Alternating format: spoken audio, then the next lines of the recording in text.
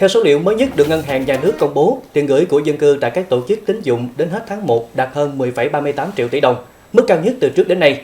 Ngược lại, tiền gửi của doanh nghiệp và các tổ chức kinh tế tiếp tục giảm trong những tháng đầu năm. Cụ thể, số tiền gửi của dân cư vào hệ thống ngân hàng tăng 0,45% so với cuối năm 2025.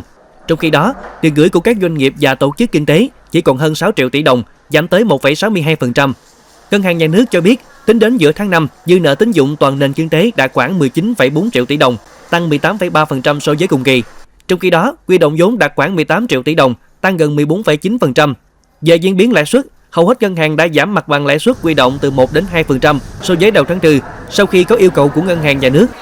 Khoảng cách giữa tốc độ tăng trưởng tín dụng và huy động vốn đang khá lớn. Nếu huy động tăng chậm hơn cho vay, điều này có thể gây áp lực lên thanh khoản của các ngân hàng, từ đó ảnh hưởng đến khả năng cung ứng vốn cho nền kinh tế.